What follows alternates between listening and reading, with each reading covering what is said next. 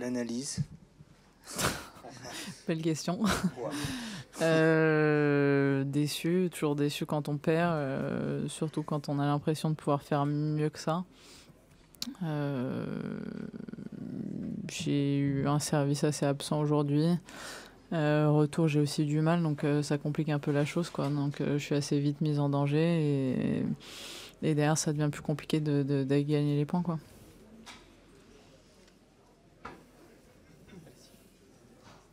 Est-ce que tu sors du coup un peu frustré de ce match?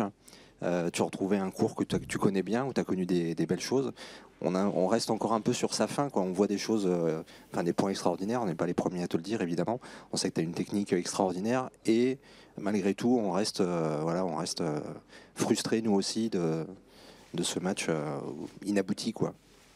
Ouais, j'imagine. C'est sûr que quand on est sur le court et que puis même on voit qu'il y a de plus en plus de gens qui arrivent et que le stade commence à se remplir et que l'ambiance commence à monter dans la fin de deuxième, on a envie d'aller emmener le match au troisième set.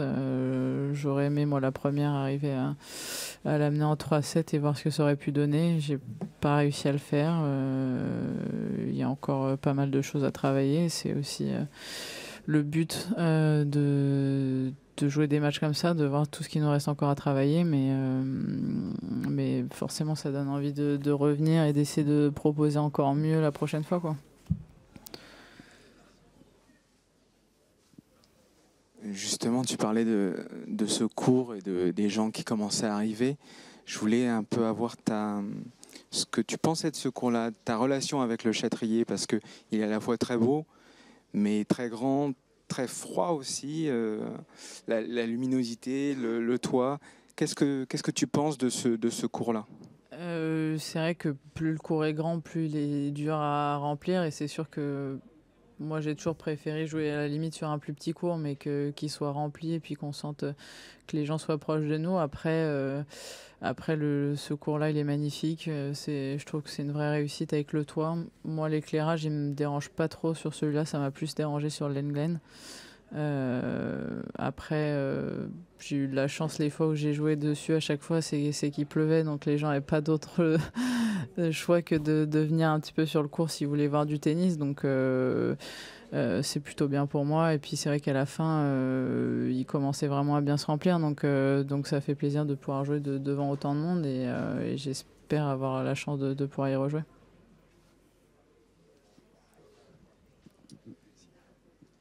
J'ai une petite question sur l'ambiance qui était assez belle, notamment dans le deuxième set, mais c'est vrai qu'on entend pas mal de choses, de débats sur l'irrespect parfois du public entre les points. Qu'est-ce que tu en penses, toi, et est-ce que ça peut te gêner justement à certains moments? Je pense que ici c'est pas les Français qui sommes gênés, c'est plus les étrangers, je pense, parce que on sait que le public est vraiment à fond et fait tout pour pousser les Français sur les matchs. Donc nous, on peut pas s'en plaindre, on peut que s'en réjouir. Après, je pense que vous faites un peu référence au match de Goffin, mais c'est sûr qu'il y a des limites à pas dépasser. Aller cracher un chewing-gum ou aller insulter un joueur, c'est quand même pas le but de ce sport-là non plus. Donc je pense qu'il faut garder des certaines limites, mais pour moi, que le public soit à fond pour nous encourager, comme aujourd'hui, comme sur plein d'autres matchs des Français, où ils respectent l'autre joueur aussi en face.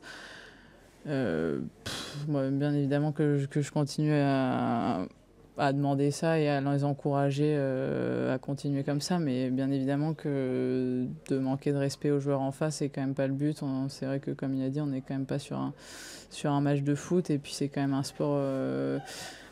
sport assez classe et avec du respect, en tout cas je pense pour les joueurs déjà entre nous et puis vis-à-vis du public aussi. Donc je pense que c'est à eux de faire attention à ce qu'ils peuvent faire et ce qu'ils peuvent pas faire, quoi.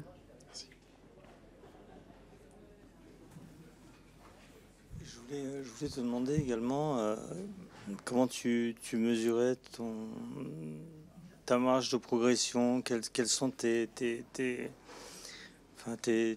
objectifs à vouloir atteindre vraiment. Pour moi, la progression, elle est grande, et c'est ce qui est encourageant, c'est que de voir aujourd'hui avec tous les points que j'ai encore à améliorer, que j'arrive quand même à accrocher des bonnes joueuses, ça donne envie d'aller travailler tous ces points-là pour que la prochaine fois, on arrive beaucoup plus confiante, solide et qu'on puisse vraiment aller les gagner. C'était quoi la suite de votre question? En termes de classement, notamment, tu fixes Non, certaines... j'ai jamais même fixé des objectifs de classement. Je pense que ça vient vraiment avec les résultats. Donc je pense que c'est l'énergie, l'envie qu'on met dans le travail pour faire progresser notre jeu qui ensuite ça va suivre dans les résultats, dans les tournois. On va pouvoir battre des bonnes joueuses, on pourra aller passer plusieurs tours et aller loin dans les tournois. Et puis c'est ça qui nous fera monter au classement. Donc je préfère plutôt penser à ça qu'à un objectif de classement pur. Et en termes de contenu et de jeu, justement, qu'est-ce que par rapport à 2022, tu as eu des résultats sur terre, notamment cet hiver. Est-ce que tu as senti... Sur dur, pardon. Est-ce que tu as senti que tu avais passé un cap? Est-ce que tu as senti qu'il y a quelque chose qui se mettait en place?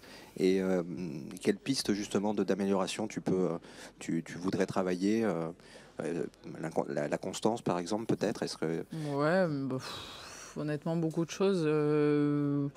Oui, j'ai sûrement passé un cap parce que j'avais une certaine constance en début d'année et puis en plus sur une surface où j'avais quand même pas eu beaucoup de résultats jusqu'à présent, donc moi c'est plutôt là-dessus, c'est plutôt ça qui m'a fait plaisir, c'est de voir que mon jeu allait aussi avec cette surface et que j'arrivais quand même à produire un certain niveau de jeu qui me permettait de battre des bonnes filles, donc ça c'était encourageant.